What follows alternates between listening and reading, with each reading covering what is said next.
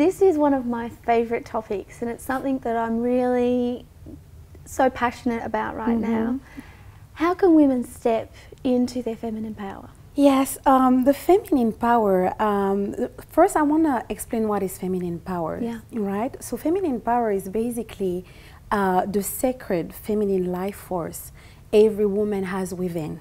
It's a radiant and vibrant energy that we have naturally in our design. It's there, right?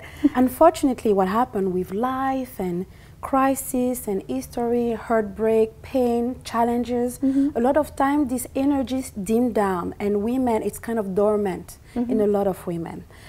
So in order for women to really understand and reclaim that energy, one thing that is important is just understand what it is to be a woman. What are our attributes as women? And even feel like safe in the process.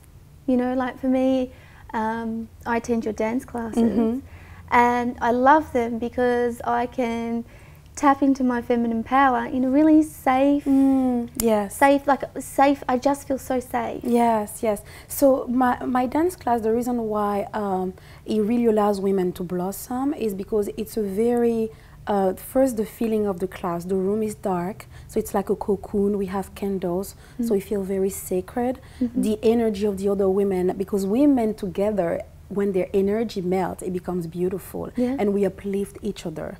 So what happened in this class, when women, we remove all the mask and the fighting and the rushing, then it's just that feminine energy coming through, and it's supporting us. So that's why you feel so safe in class. And one of the work that women can think about is, how do you build your tribe?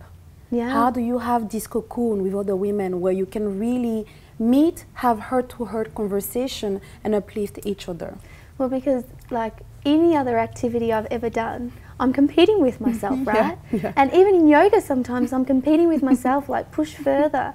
Yet I do your class, and first we start by saying how we feel, and then we get a really big workout, but I'm nourishing my body, rather, like my abs are just coming back to life, but I don't feel I'm punishing my body.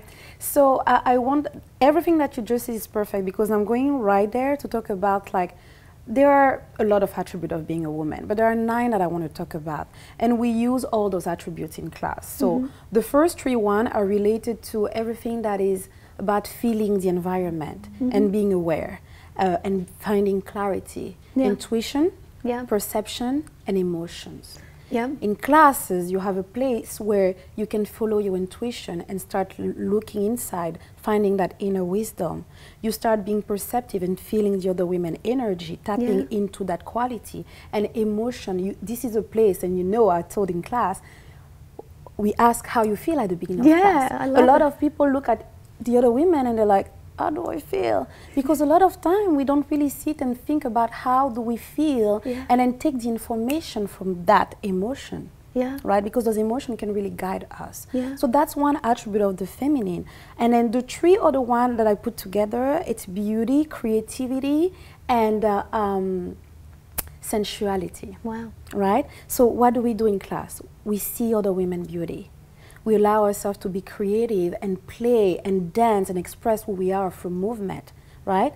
And then we celebrate our sensuality. Because for me, I'm a writer, so I intellectualize everything. And I felt a real disconnect, like with my knee. So like, I kind of chopped that part off, and in the 2 weeks that I've been doing your class, I really started looking after my knee. I'm making the time to go to the gym to do my exercises. I'm loving my knee, and I can just feel this empowerment of looking after myself. Exactly, and listening to yourself. Because what happens a lot of time is this knee, what were you saying in class, there is a fear there. So listening to that fear, facing that fear, going all the way through that fear, and then conquering it. Right? So when as women, we start listening to our body, we start listening to emotions, we get information from it, and then we can realign ourselves, body, mind, and spirit, and then really access this radiant and fabulous energy. Well, you know, it's funny, because when we spoke about fear, I was sharing about, you know, as a mother, I just want to provide for my son. Yes. And you brought up a beautiful, beautiful point, milk and honey. Yeah. Can you share that today? So, a lot of time when we become mom, women become mom. I'm not a mom yet, but I've seen that around me. They really start focusing on providing for their kids. So the milk, right? So the milk. Make sure that they have a home, make sure that they feel safe, make sure that they eat properly, that they receive an education. That's the milk, right? And then there is the honey. The honey is teaching them how to enjoy life, teaching them how to be in tune with themselves. And we do it by teaching them, but also by showing them. Yeah.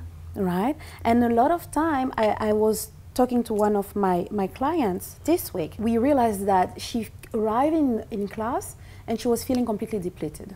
And she was like, I've been sick the last 3 months, I'm healthy, I exercise, I do everything properly, but I'm being sick. And I'm like, there you go, there's an information there. So let's kind of look into it. And what we came out after the class, because the class always put people in. So at the end of the class, I look at her and I was like, she needs some me time. She came to me and we become really connected, like we are women. She comes to me and she's like, I know what's going on. I need some me time. I'm like, yeah. But she has a 2-year-old and it's really hard for her to leave her baby and take care of herself. But I'm like, the honey is showing your baby that you know how to take care of yourself, you know how to nurture yourself because you also need it. What happened a lot of time with mom, they give everything to their kid. They deplete themselves, they feel like they're sacrificing them, and then they guilt and shame their children because they just felt like they missed out of something. So as mums, we've got to teach our kids about the honey. Yeah, honey, pleasure, taking time for yourself. Yeah. It's essential for our balance. That's beautiful. Thank you so much. Thank you for reminding me. I read it and it just, I was like, that's it. That's what a lot of moms are missing, and that's what I missed as a child. You know, I think there's like 2 words, milk and honey, will change my life. I need a little bit more honey. You need more honey in your life. Well, I've got it actually, yeah, but I'm aware of it now. You are pretty good with the honey. I would say you coming to the class. Yeah, it's already doing like kind of engaging in the pleasure and nurturing yourself. So you're already doing it. Thank you.